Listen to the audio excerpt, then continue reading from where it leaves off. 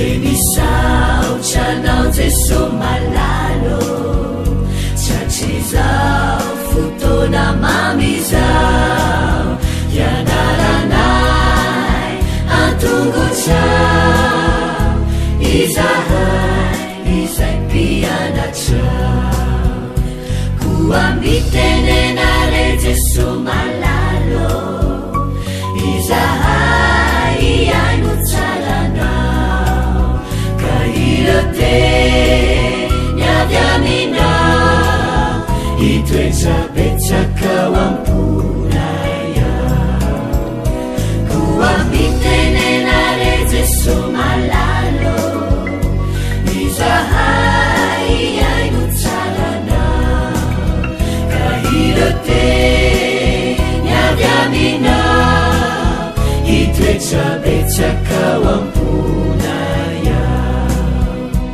iroteny avy aminao itoetrabetsaka ao amponaya.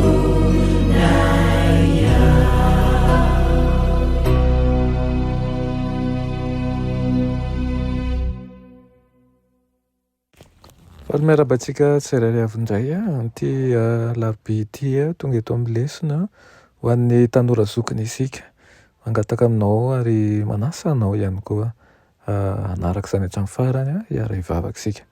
Dia Andriamanitra tsara indrindanitra mbola misaotra anao izay fa mbola nomenao tompotoana ary fahafahana indray mandray ny teninao mianatra sy mandalina an'izany tsy ho vitan'ny herinay na ny heritreritray fotsiny izany mangataka ny fanatrehanao feno ary ihany koa ameo fahendrena izay fa nay mahatakatra ny tianao ambara aminaran'i Jesosy amen.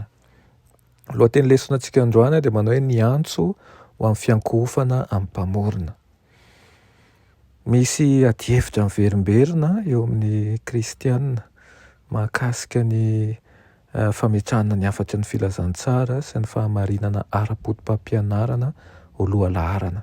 Misy manko ireo izay milaza fa ilayntsika ny misaina sy miray saina izay manohana ny filazantsara hozy izy ka tsy mifantoka amin'ny fotom-pinoana kanefa anisan'ny niraka nampanaovina an'i Jesosy ny fampianarana ny fotom-pinoana. Ny Apokalipsy 4:12 angamba no mahavaly indrindra izany ady-hevitra izany.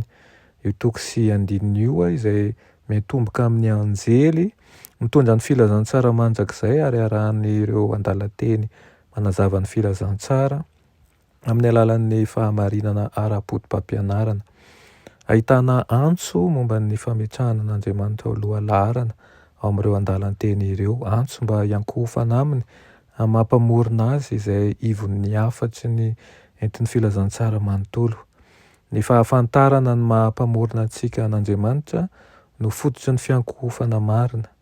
Rehefa nanoratra teo amin'ny filazantsara ny Jaona fa noariana tamin'ny alalan'i Jesosy ny zavatra rehetra dia napetrany tamin'ny toerana tokony hisy azy Jesosy ilay mendrika ny ankohofantsika. Ny anjely faharoa dia miantso antsika mba hisaraka amin'ny rafim-piankohofana sandoka rehetra. Midika ny afatry ny anjely faharoa fa lavo ny fiangonana sasany ary miantso ny olona Andriamanitra mba hisaraka amin'ireny. Ny afatry ny anjely fahatelo indray dia antso amin'ny fahatokiana amin'Andriamanitra mihoatra noho ny zavatra rehetra. Atahotra an'Andriamanitra, atahotra ny olombelona, izay no safidy atao na atahotra an'Andriamanitra na atahotra olombelona. Mifandray avokoa ny lafin'ny tsirairay amin'ny afatry ny anjely telo ary zava-dehibe amin'ny fahatakarana ny ankilany ny tsirairay amin'izany. Tsy azontsika atao ny mifidy izay ampahany hodiniana sy ampianarina izay tokony avela. Hita ao amin'ny afatry ny anjely fahatelo faharoa tahaka ny maha ao amin'ny afatry ny anjely voalohany azy Jesosy. Antsoina isika ilaza amin'izao tontolo izao ny momba an'i Jesosy ary manao an'izany amin'ny alalan'ireo fampianarana ao amin'ny Baiboly isika satria ny tsirairay avy amin'ireny dia maneho ampahany amin'ny toetrany mba hahafahantsika maneho amin'ny fahafenony ny momba antsika dia tsy tokony ataontsika tsirambina ireo lafiny izay heverintsika ho sarotra dinihana.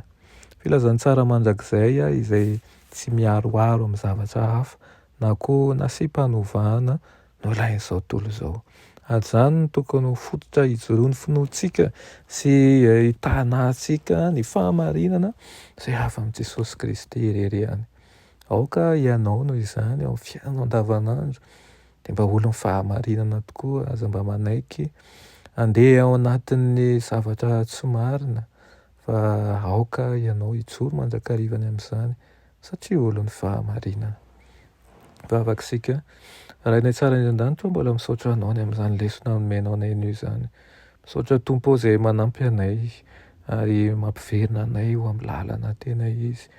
Mangataka aminao izay mba hanome fahendrena feno anay tsirairay avy. Andeha hampanetretena izahay ary fanainao masina ny ankahery sy hanoro lalana anay hatrany. Amin'ny anaran'i Jesosy, amen.